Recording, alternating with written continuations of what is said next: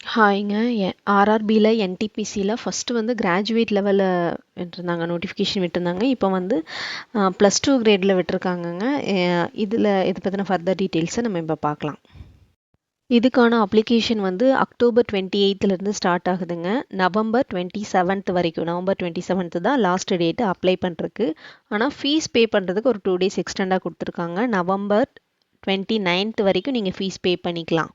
அதுக்கப்புறம் அதோட application close ஆயிருங்க.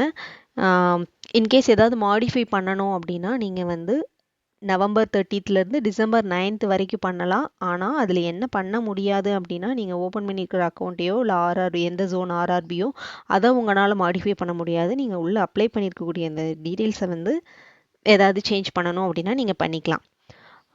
ஒன்ஸ் நீங்கள் இதெல்லாம் முடிச்சிட்டிங்க அப்படின்னா, ஒரு பர்சன் வித் டிசபிலிட்டி பர்சன் இருக்கிறாங்க, அவங்களுக்கு ஸ்க்ரைப் வேணும் அப்படின்னா ஸ்க்ரைப் கண்டிப்பாக ரெஜிஸ்டர் பண்ணணுங்க. அதுக்கான விண்டோ எப்போ ஓப்பன் பண்ணுறாங்கன்னா, டிசம்பர் 10th டிசம்பர் 14th வரைக்கும் உங்களுக்கு டைம் இருக்குது. அந்த டைம் பீரியடில் நீங்கள் வந்து ஸ்க்ரைபை வந்து கண்டிப்பாக ரெஜிஸ்டர் பண்ணிடணும். ரெஜிஸ்டர்டு ஸ்க்ரைப் மட்டும்தான் எக்ஸாமுக்கு அலோவ் பண்ணுவாங்க.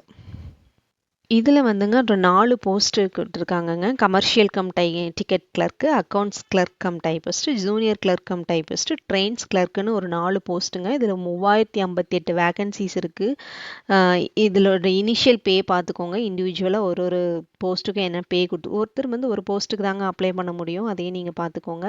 இதில் மெடிக்கல் ஸ்டாண்டர்ட் மெயின்டைன் பண்ணணும். ஏஜ் கரெக்டாக இருக்கணும். இதெல்லாம் நீங்கள் பார்த்து எந்த போஸ்ட்டுக்கு நீங்கள் எலிஜிபிளோ அதுக்கு தகுந்த மாதிரி நீங்கள் அப்ளை பண்ணிக்கோங்க. அதனுடைய மெடிக்கல் ஸ்டாண்டர்ட் என்னங்கிறது அடுத்த ஸ்லைடில் சொல்கிறேங்க. அதுபடி நீங்கள் இருக்கிறீங்களான்னு சொல்லி செக் பண்ணிக்கோங்க. இந்த ஸ்டாண்டர்டில் வந்துங்க A3, B2, C2 இந்த மாதிரி ஸ்டாண்டர்ட் இருக்குங்க. இந்த ஃபிட்னஸ் வந்து நீங்கள் இருக்கீங்களா அப்படின்னு சொல்லி தெரிஞ்சுக்கோங்க. அதுக்கு தகுந்த போஸ்ட்டு நெக்ஸ்ட் இதில் வந்து சொல்லுவேங்க. இண்டிவிஜுவலாக இந்த போஸ்ட்டுக்கு இந்த ஸ்டாண்டர்ட் இருக்கணும்னு அவங்க கேட்டிருக்காங்க. அதில் நீங்கள் என்ன ஸ்டாண்டர்டில் என்ன ஃபிசிக்கலாக ஃபிட்னஸில் எந்த போஸ்ட்டில் நீங்கள் எலிஜிபிளாக இருக்கீங்களோ அந்த போஸ்ட்டுக்கு நீங்கள் அப்ளை பண்ணிக்கோங்க. பார்த்துக்கோங்க. ஏஜ் லிமிட்டை பொறுத்த வரைக்கும் 18 years கம்ப்ளீட் ஆகிருக்கணும். 18 to 30 yearsக்குள்ளே நீங்கள் இருக்கணும். கேட்டகரி வைஸ் ரிலாக்ஸேஷனும் இருக்குங்க. அதுக்கு போக அவங்க என்ன கொடுத்துருக்காங்க அப்படின்னா, இந்த ஏஜுக்கு ஒரு டேட் ஆஃப் பர்த் கொடுத்துருக்காங்க. அந்த டேட் ஆஃப் பர்த்துக்கு பின்னாடி பிறந்தவங்க வந்து நீங்கள் இந்த எக்ஸாமுக்கு அப்ளை பண்ணலாம். கேட்டகரி வைஸ் ரிலாக்ஸேஷன் கொஞ்சம் செக் பண்ணிக்கோங்க. இது எல்லாருமே வந்து அந்த கேட்டகரி ரிலாக்ஸேஷன் இருக்கிறவங்களும் அப்ளை பண்ணலாங்க. ஃபீஸ் பொறுத்த வரைக்குங்க, மேல் கேண்டிடேட்ஸ்க்கு வந்து 500 rupeesங்க. இன்கேஸ் ஃபஸ்ட்டு சிபிடி அப்ளை எழுதிட்டீங்க அப்படின்னா உங்களுக்கு 400 ரீஃபண்ட் ஆயிரும். ஃபீமேல் கேண்டிடேட்ஸோ, ex service men, SC ST அவங்க எல்லாத்துக்குங்க 250. நீங்களும் அதே மாதிரி ஃபஸ்ட்டு எக்ஸாம் எழுதி முடிச்சிட்டிங்க அப்படின்னா உங்களுக்கு அது ரீஃபண்ட் ஆயிரும். ஆக்சுவலாக ப்ராசஸ் என்னென்னாங்க, 2 சிபிடி எக்ஸாமு, ஒரு எலிஜிபிலிட்டி டெஸ்ட் இருக்குங்க. இது 3 நீங்கள் கிளியர் பண்ணணும். ஃபஸ்ட்டு சிபிடி வந்து வெறும் எலிஜிபிலிட்டி டெஸ்ட்டு தாங்க. அது நீங்கள் கிளியர் பண்ணிட்டீங்கன்னா அது ரேங்கிங்கில் வராது. 2வது சிபிடி டெஸ்ட் மட்டும்தான் ரேங்கிங்கில் கவுண்ட் ஆகும். ஃபஸ்ட்டு சிபிடி டெஸ்ட்டு வந்து 90 minutesங்க. 90 minutesல நீங்கள் 100 கொஸ்டின் அட்டன் பண்ணணும். அதுக்கான ஸ்ப்ளிட் அப் கொடுத்துருக்காங்க. General awareness, maths and general intelligence and reasoning கொஸ்டினுங்க. ஸ்ப்ளிட் அப் பார்த்துக்கோங்க. அடுத்து வந்து இதனுடைய சிலபஸும் அவங்க கொடுத்துருக்காங்க. அதை நீங்கள் கோ த்ரூ பண்ணிட்டு போங்க.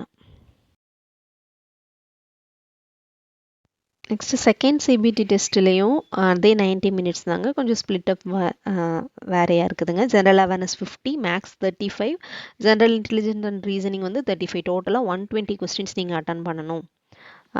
இதுக்கு வந்து நெகட்டிவ் மார்க்கிங் இருக்குங்க. அதை நீங்கள் மைண்டில் வச்சுட்டு தான் அட்டன் பண்ணணும். இதில் டைப்பிஸ்ட் போஸ்ட் இருக்கிறதுனால நமக்கு அந்த இது இருக்குதுங்க, கம்ப்யூட்டரில் இந்த டைப்பிங் டெஸ்ட் இருக்குங்க. அதை நீங்கள் கிளியர் பண்ணணும். அதையும் மைண்டில் வச்சுக்கோங்க. அதுக்கும் ப்ராக்டிஸ் பண்ணிக்கோங்க. அது நோட்டிஃபிகேஷன்லேயே நமக்கு கிளியராக கொடுத்துருக்காங்க. எந்த போஸ்ட்டுக்கு, அந்த டைப்பிஸ்ட் போஸ்ட்டுக்கு மட்டும்தாங்க அந்த computer based typing skill test வந்து இருக்கும். அவங்க வந்து அதை ப்ராக்டிஸ் பண்ணிக்கோங்க. அவங்க யாரெல்லாம் அந்த டைப்பிஸ்ட்டுக்கு எலிஜிபிளோ அவங்க வந்து அதை ப்ராக்டிஸ் பண்ணிக்கோங்க.